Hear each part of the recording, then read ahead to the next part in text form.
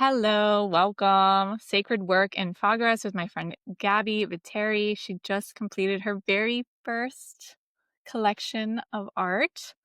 She's normally a curator, so seeing her in this light is just really fun and different. And I cannot wait to see what she has for us today. Gabby, would you like to share anything about yourself and just kind of that history that I spoke to, going from curator to creator? Well, I have, being a Libra, of course, I've always been enamored with beautiful things and I like my little things just so. So I feel like I've been a curator my whole entire life, putting things together in a way. And at the same time, always creating, always around, grew up in a creative family.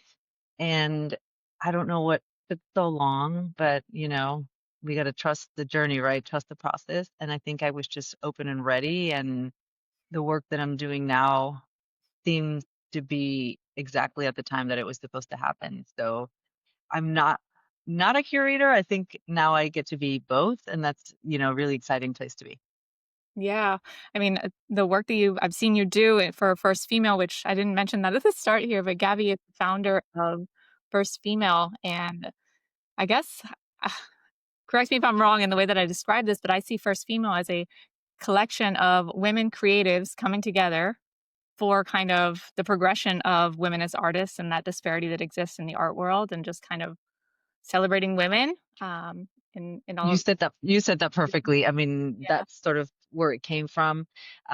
Curiously enough, I'll give you the origins. My first art show that I curated was called First Female, and it was an all-female art show, and it was like a cheeky nod to it being the first women, centered women led really art show in Palm Beach County. And I was like, oh, what are we going to call this? And I'm like, let's just call this First Female because I cannot believe that this has never happened.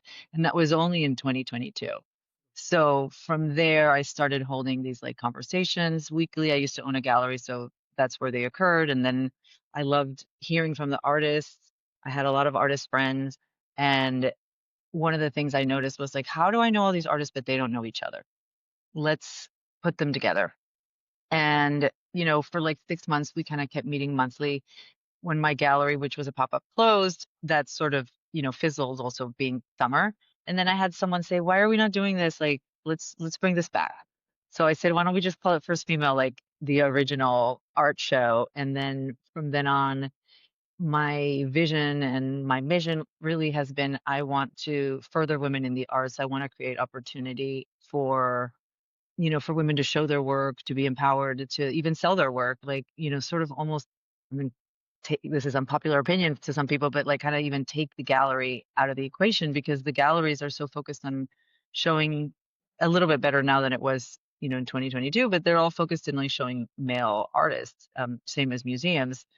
And coming from that knowledge and those statistics, thanks to the Guerrilla Girls, I might add, I just wanted to do something that was positive, especially for just, Palm Beach County where I live, and that's where it all began.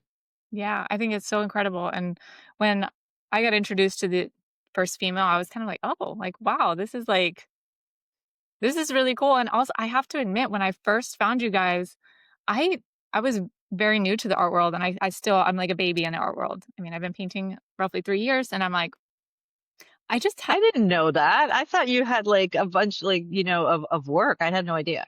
Yeah, I've been painting 3 years, but, I've been a creative my whole life. I've just been expressing it in different ways, and it continues to kind of evolve and express itself differently. I feel like just more and more I find other ways to use my creativity, and I'm a Sagittarius, so I feel like that is like, I'm like, I have too much air and fire, like, it's just I cannot be contained in that way, so I need to keep, seeking and doing all of that, but what I started to say was, when I found you guys being so new in the art world, I honestly did not fully understand how large the gap was in terms of representation for men versus women. So when I found that, and then it like all kind of, I started to have a greater understanding of that situation in the art world. It was kind of like, oh, like wow, like, this is powerful. It's kind of crazy. And if you compare it to sort of like other careers like, medical or, the law, like there is not, I mean, there is obviously there'll always be like a gender gap, hopefully not forever, but it's just in the art world, it's crazy. Yeah. It's really, I really forget the crazy. statistic, but I looked it up at one point and it was like a staggering number. Like it was like, holy cow. Like I feel like I read that and I'm like, I can't even buy anything from a male artist right now. Like when you look at the number, you're like, oh my gosh. I know. It's almost like if 85% male is on a good day. Yeah. I mean that yeah, it wasn't a pretty number. And yeah, so I love that for so many. And just FYI, there are more female creatives than male creatives. That's what's even crazier, I feel. You Exactly. think it's So like double yeah, crazy. yeah. So that statistic is, people don't really talk about that, but then I started looking into that, and then it was proven because when I put this out there, and it basically was just a website, not even a website, an Instagram account, and I just had like waves of people being like, "Where, what's going on? Like, we want to be a part of this. Like, there's something missing for women artists," and it just went from there. I mean, the community sort of formed itself because of the need that there was. And if you think about it, women are the people that are taking care of society, and no one's taking care of them. And so, if I can do just even a little bit of creating a space for people to come in with their authenticity, come in with their passion, or like how you just said, I've only been painting for 3 years and this has been an evolution. I mean, those are the conversations I've been having now for years of people being like, well, art was never, plan A. It was plan B or C, or it wasn't even a plan. And I just always wanted to do this, myself included. I mean, I didn't even know that creating for the sake of actually, putting together like a collection, for example, like I didn't even know that was like accessible to me for most of my life. It was something that was like a childhood dream. So even as I've, created this show, Speed Kills, like towards the end, I was like, wait, I just did like a, you know, childhood dream that like just came true for myself. I didn't even remember to access that. So I like that First Female gives people um encouragement. They feel seen to be able to create, and that's the feedback that I get. So even though we are not as active now as we once were, because I'm focused so much on Women's Art Week, we still meet once a month, somewhere or another it happens. And it's just great to get the feedback and hear how just having the community, having someone to talk to, even after the fact that we meet, everyone continues to be connected, how that makes such a difference, in their creative processes. Yeah, yeah. I mean, I've made tons of connections and find it just really nice to be able to connect with other artists locally because, I was on Instagram and creating, but I was like, in my little four walls here and I wasn't in community in that way. I was part of some online communities, but not locally. And it was like, oh, like there's all of these like incredible women creating like in my backyard. And I just had no idea. And now I've been able to connect with a lot of them and I'm still in my four walls for the most part, but it's really nice knowing that there are other creators in the community and having those opportunities, even if they are just once a month or even quarterly for me is incredible. And I love what you're doing. And Oh, thank you. Thank you. I love that people love it. And it just is the motivation for me to keep going. The fact that it is creating some kind of a good vibe that, continues to give back, and it feeds itself, because if it wasn't for the people that are involved and that keep showing up, I mean, it would just be me by myself. And yeah, I really believe in the power in numbers. And I really believe that, especially for women in the arts, like to be able to see a group of us makes such a difference than just like a lonely voice. yeah, power in numbers for sure. I want to ask you about this because you've spent this time curating, doing all this, and then this body of work that you got hanging behind you. Some of it, Yeah. can you speak a little bit to where that came from and like how you came to create the body of work that we're seeing in the background there? So it's a very layered, there's different answers to that. And I'm going to try to keep them sort of orderly because it can be a little convoluted, but it comes from me wanting to change my life as I'm approaching 47, and 47 being a time where my mother had her big change in her life, and me remembering like her struggle.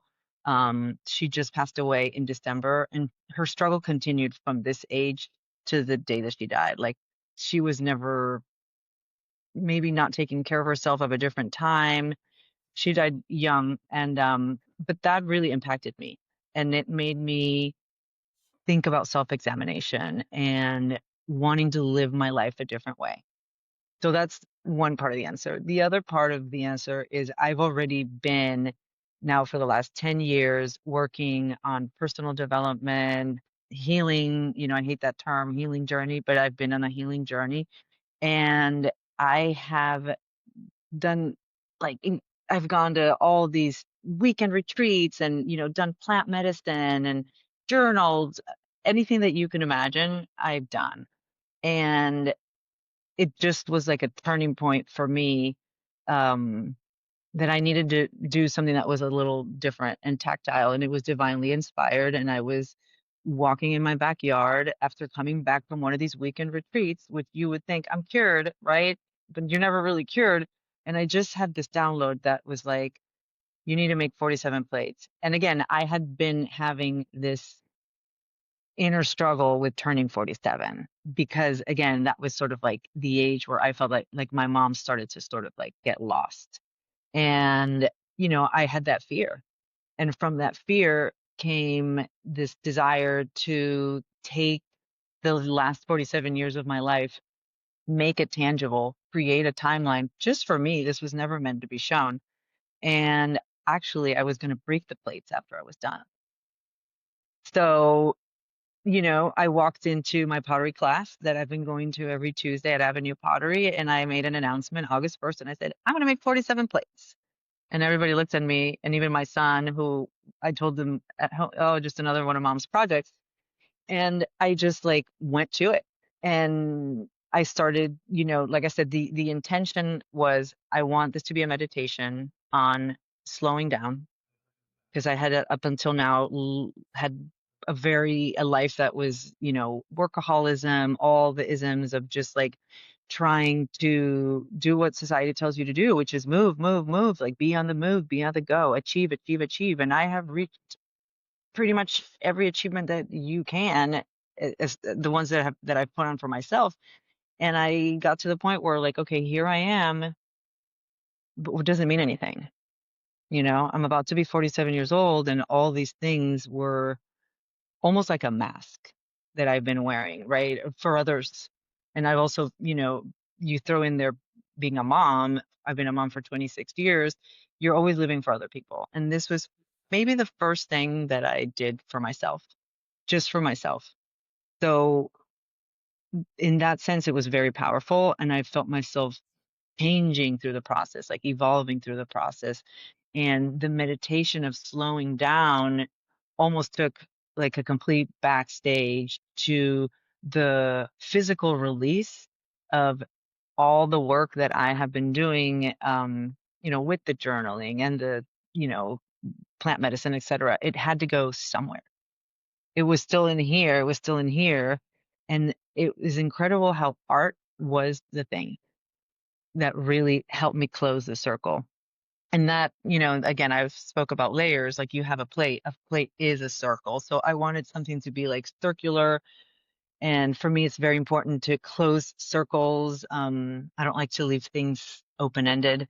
So I think that's probably where the plate, I also love to serve. And that's also another reason why Yeah. like the plate is like the object that I landed on. I mean, but really, if I had to say, oh, I, developed this concept, blah, blah, blah. No, the concept developed me. Like it came from above and I just was open enough to listen. I was ready to do it. And, the timeline was supposed to be a year for play. It actually was more like eras, more like thematic. And you can see the development of a human being to the end of the integration of where I am today. But it was a little more nuanced that a year type of thing. So yeah, it's been incredible. And as I've curated the exhibit, I also have connected the dots between each of them, using like mementos and family photos.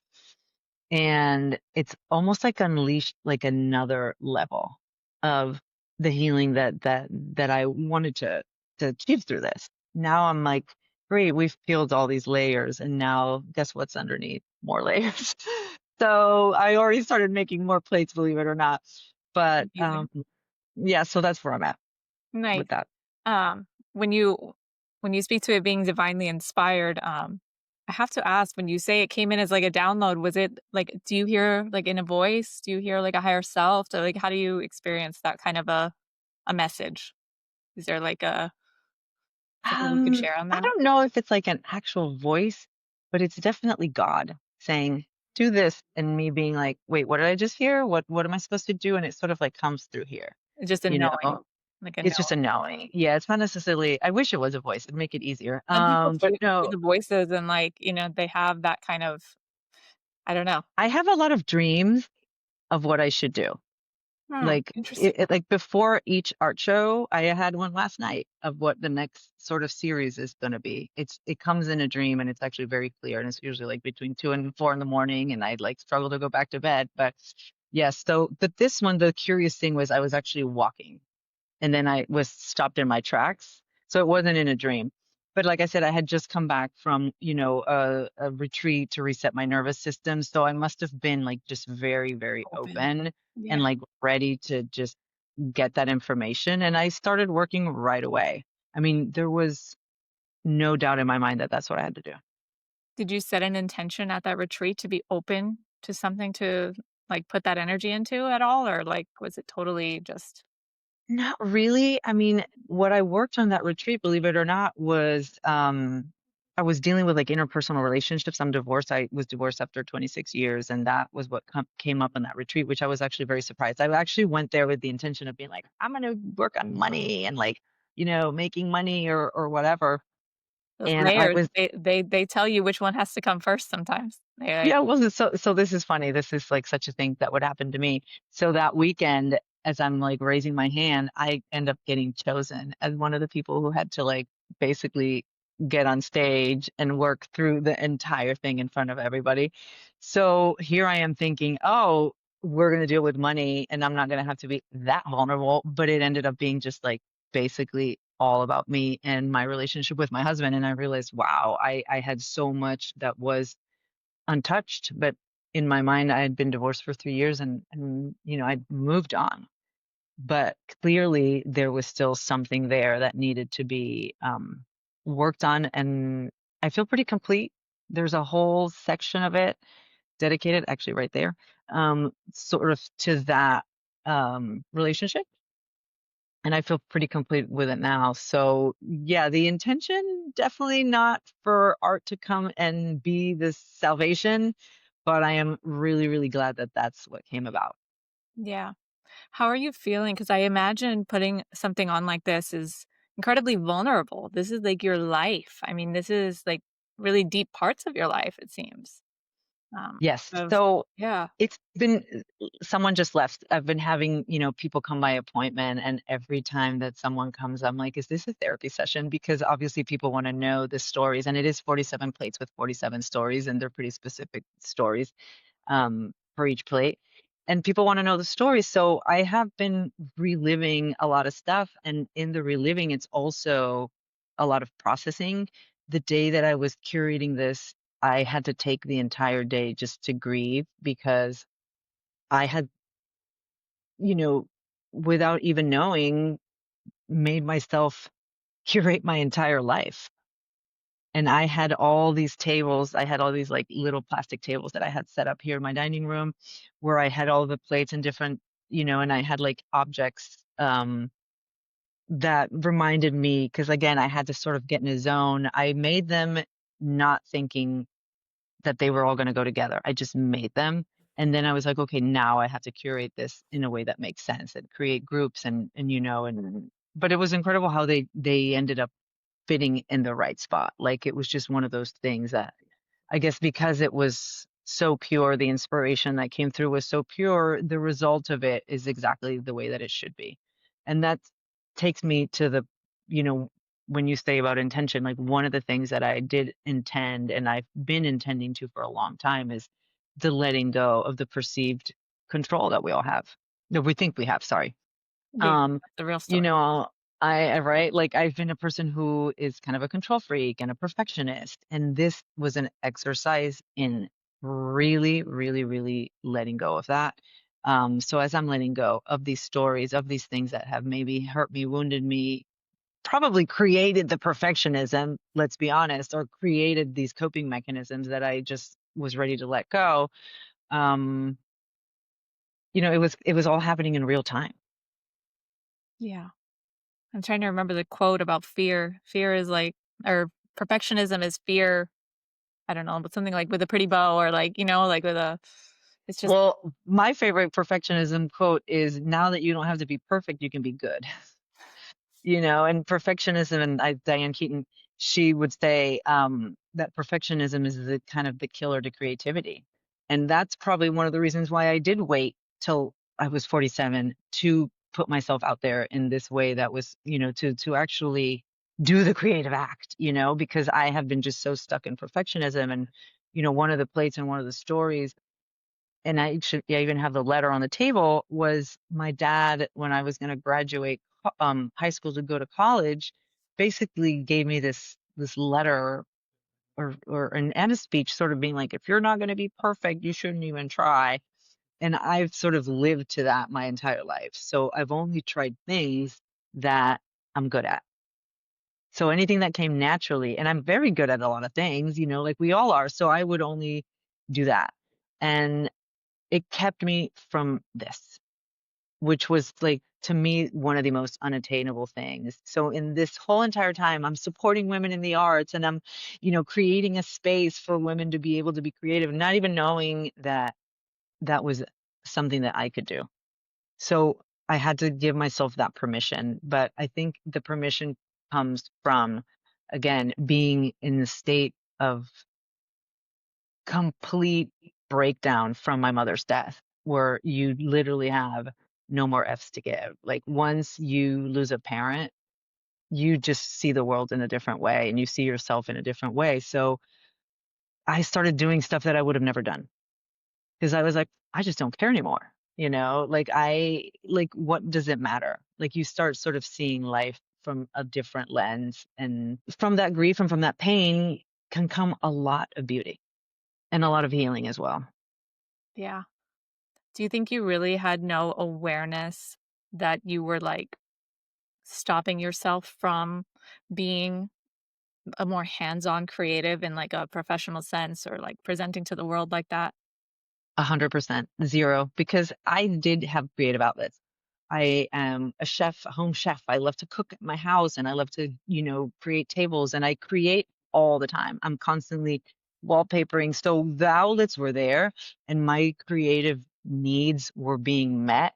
And, I had a creative business. I worked in marketing and, you know, doing photo shoots, like all kinds of different things that were creative. But in the sense of actually I've been doing pottery classes and art classes, so I've always been in there. But as you said, like in terms of it being a career or something where I could actually make a living from, I never ever ever thought that that could be a possibility for me. And to even introduce myself and say, hi, I'm an artist, never.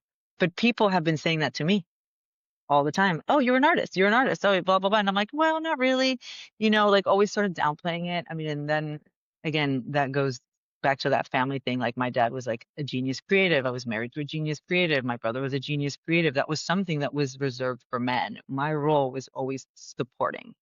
And it continued that way for so many years, which I still am so shocked because I feel like I'm a pretty independent person. um, but there you go. Like, whatever is ingrained in your brain, your neuroplasticity is there. And it feels very freeing to sort of like uncover that. And I'm glad I did it at 47, not 57. So I guess it's never too late. Yeah, definitely never too late. As you're saying that about, being reserved for men, I'm thinking to myself, that sounds very full circle for first female. hmm Like some fire there. For sure. It's almost, I always used to joke and say, I'm not just the hair club president, I'm also the client, that joke from the 80s. And now I can really speak to that because, I found the community. I work backwards, by the way. I'm just an ass backwards person. I start from the back and move to the forward. So I feel like I created the community first, and then that probably gave me I don't know, the courage to do it, even though it wasn't even meant until right now, this moment, maybe in the last few weeks, to be what it is. Like I just had a real inspiration to do something and I did it and I set to do it. So, but it was easier because I knew so many incredible creatives that did handhold me through the process. I mean, I can't do this without Lonnie of Avenue Pottery, my pottery teacher and mentor for the last 10 years and friend. And, I was bringing the plates to her. And I mean, it was a comedy of errors. Things broke. I mean, glazes didn't do what they were supposed to do. And then I had Haley Sheldon, who was also like instrumental. And we were like almost like meeting like once a week where she would come over and we would just have a talk about, okay, what are we going to do with this or what's happening? Also Landis Carey, like she's a ceramicist. And I went to her and I was like, what am I going to do with this? So I had the community, it was already there, which made it so much easier to, it's pretty lonely to be an artist, I Yeah. find. And I didn't have to feel lonely. Like I could just send a text. Yeah. Yeah, and you pulled it off in a very short time for the amount of work that you put out and, all that you have been doing to both curate, to host events, to have all these people coming in and out of your doors and sharing and sharing. I feel like you must be on a high of some sort right now, just kind of like not fully I feel like you have not fully received like the depth of everything that you've shared. That's like You're probably right, but every day is another day. It's kind of how I see it. And every day is another idea. Literally, with every person that walks in the door comes another project. And someone was like, oh, this should be a book. Okay, this should be a documentary. Let's go. So it continues to evolve. Something that I thought, oh, people are just going to take their plate and go home. Now is like, I can't separate them for now. Like they still have to continue to be together because it is such a powerful thing as a narrative, yeah.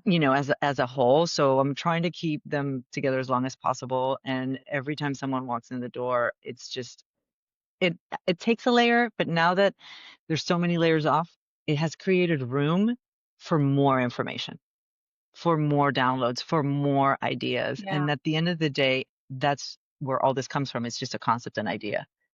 Period. It has nothing to do with it being aesthetically pleasing or, that it has some level of, I don't know, quality or anything like that. Like for me, it's just like, I have an idea. I think it's pretty cool. I want to execute it. In this case, I used clay.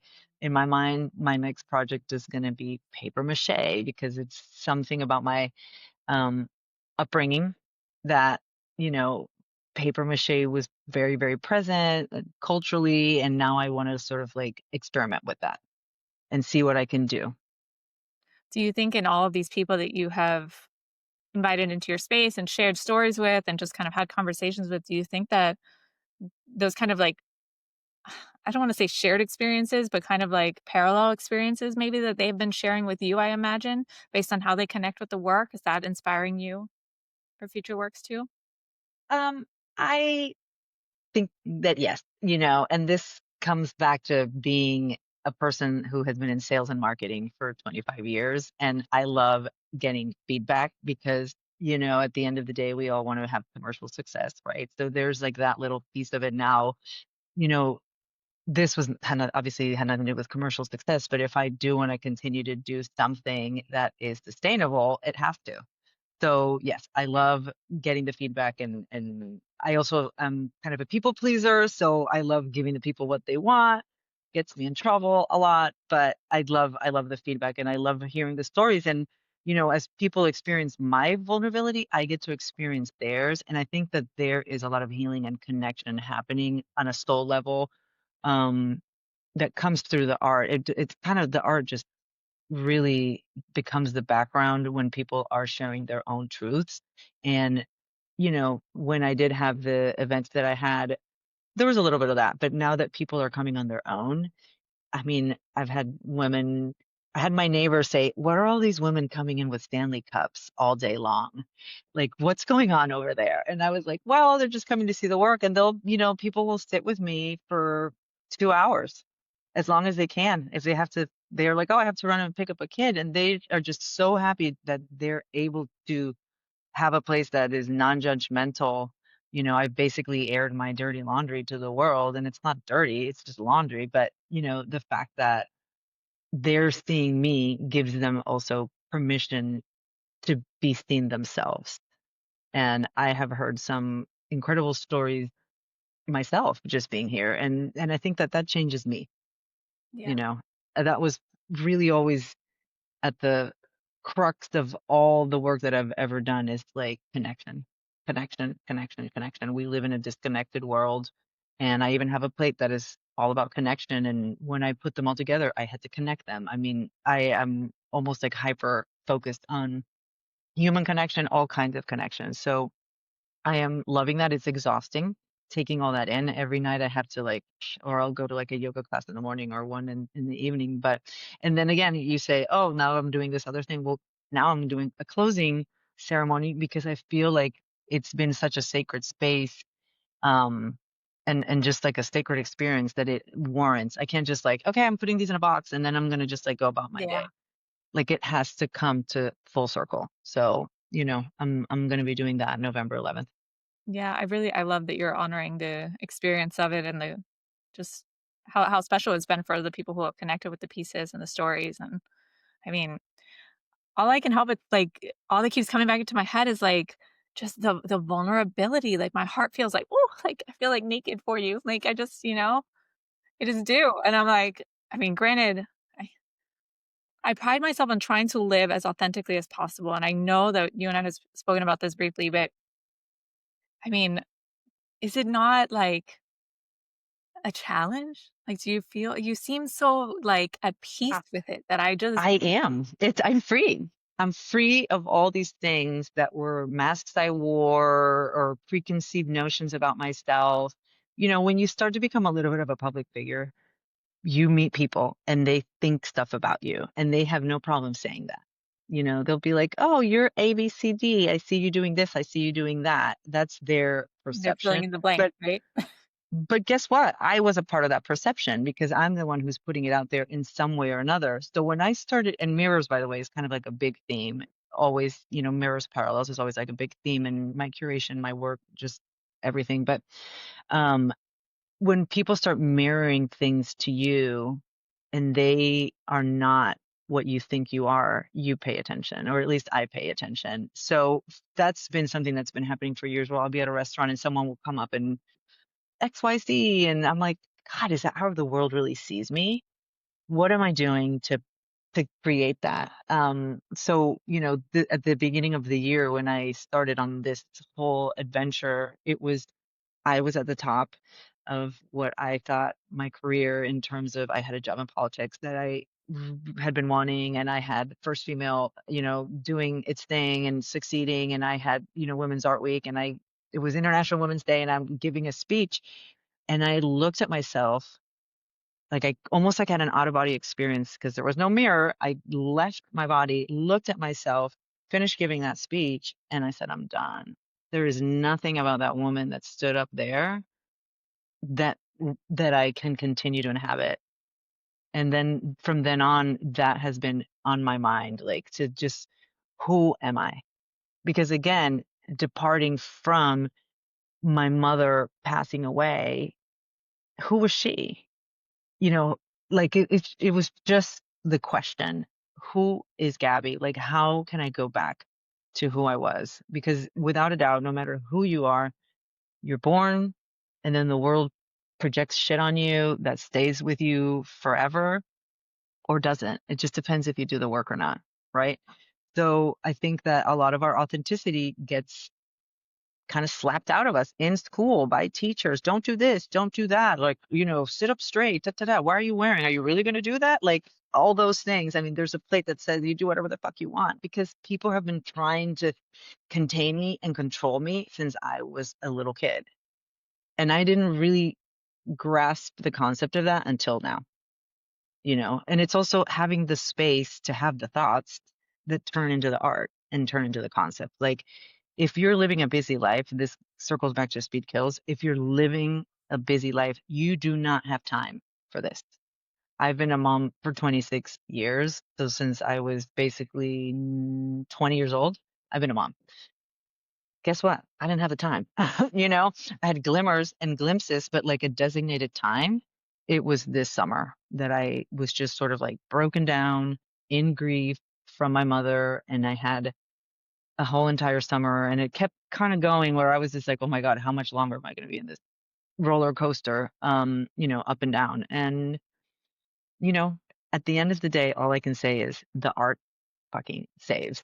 Like that was the thing that gave me all the answers that I needed, or at least helped me process what was unprocessed so that I can keep moving forward. Yeah.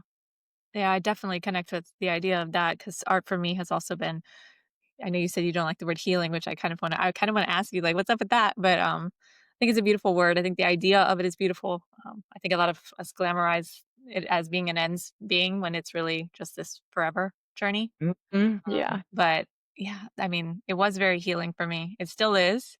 And so often though, I find when I'm creating, like, I love that you had this like intention going in and some understanding, and then you found more understanding as you continued to create, and like probably and now as you're reflecting and connecting with people, you're finding even deeper meaning. It sounds like, and that I find that so true for me too. That I will see things in the art later that make me like, oh, like this is what that was about, or like there's some deeper layers that I wasn't aware of in the process. But I wish I had the foresight sometimes because I'm just like creating, like, to create, and then it's, like, later. So it's like I'm, like, having, like, a lag in my response to what the heck I'm doing. And I don't know if it's just 'cause I'm like, a busy mom and, finding the time here and there and just, like, having my release in the painting process where I can get it.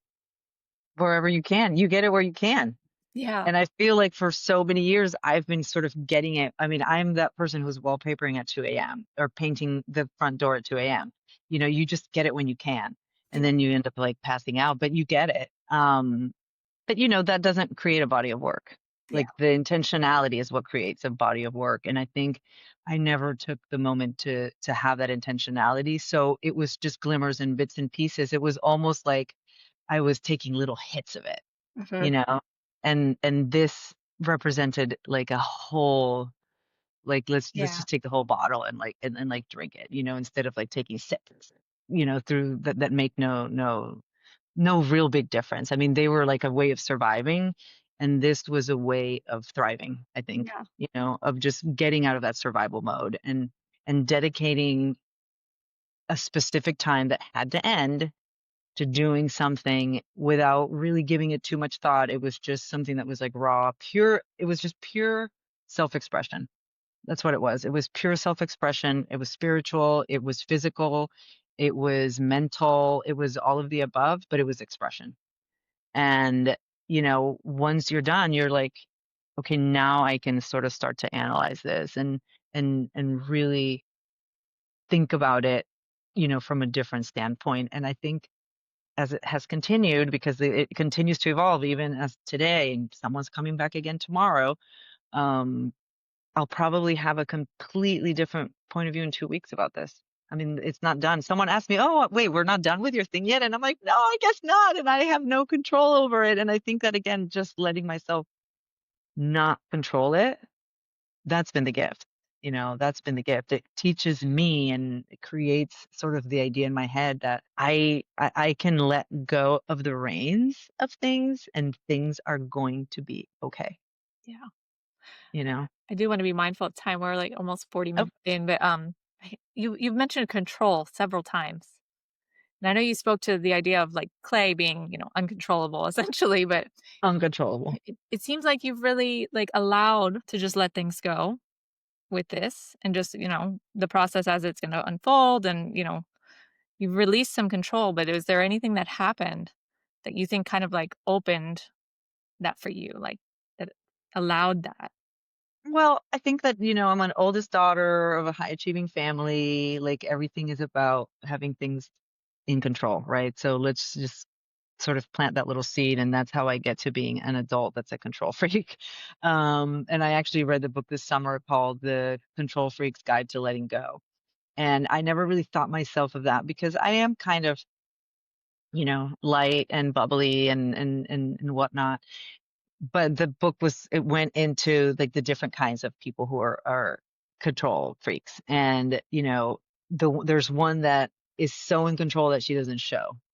That it almost creates, it's called the Parisian. So it anyway, I was like, wow, this is like it speaks to me, because no one would ever think that, by the way that, my hair is not perfect. You know what I mean? Like it was always just sort of like so, but every little detail was in place to look like it wasn't in place.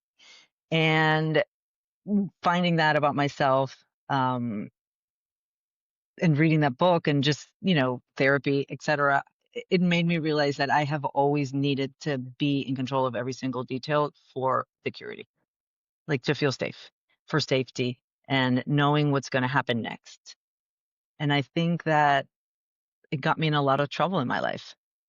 It got me in a lot of trouble because it didn't allow for things to happen. I mean, how do you end up married with the wrong person for 26 years? That's how. You think you're kind of covering little holes all the time when you're in control, and you're trying to control yourself too, from having emotions, from breaking down. And, again, my mom dying, I couldn't control that.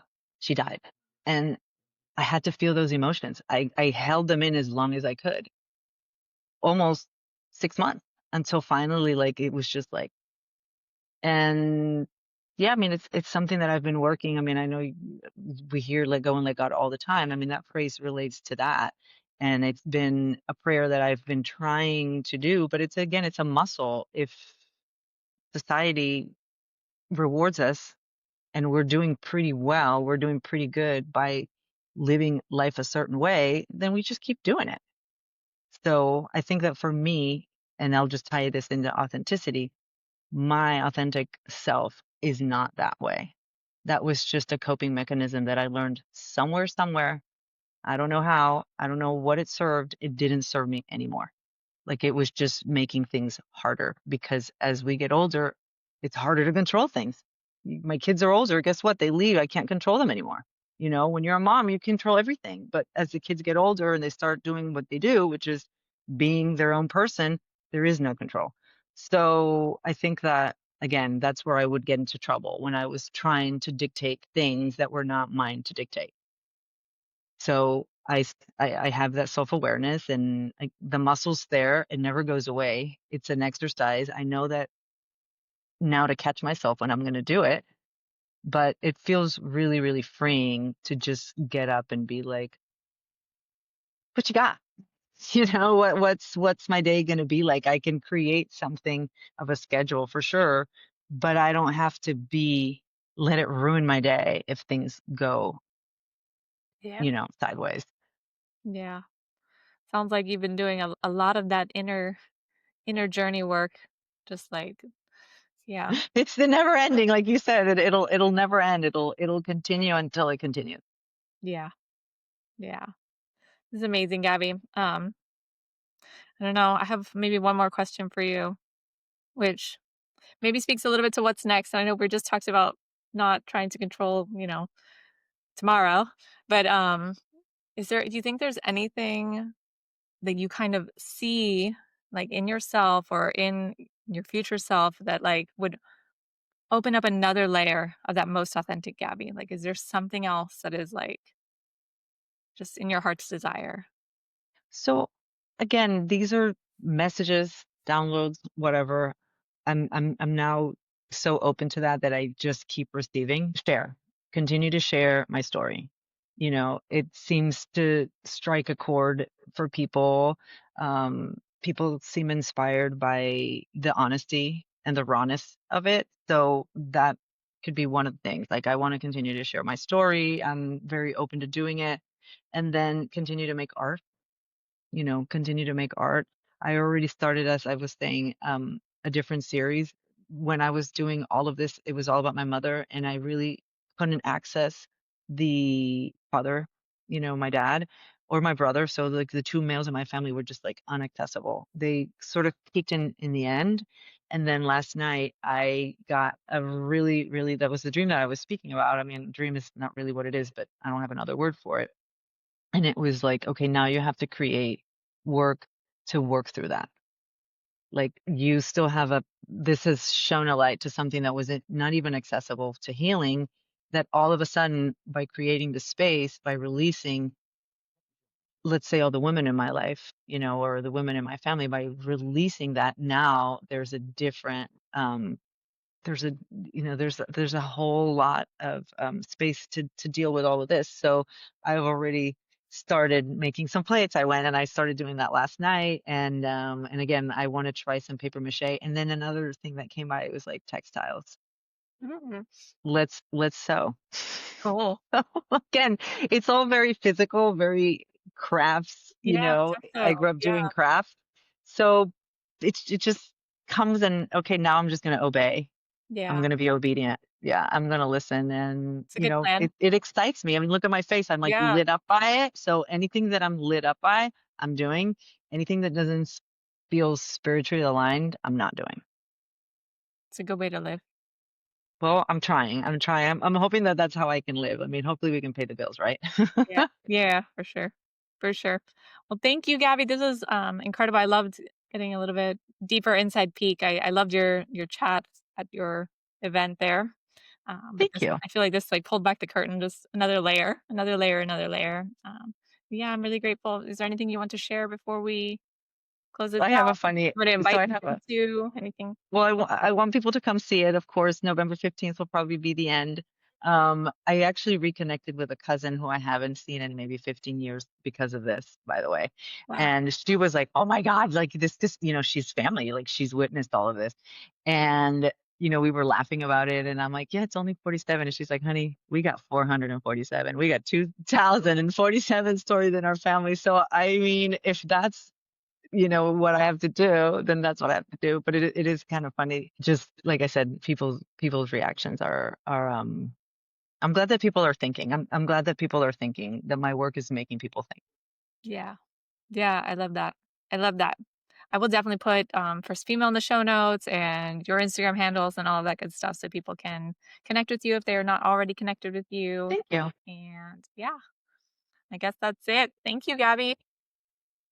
Thank you so much for the opportunity.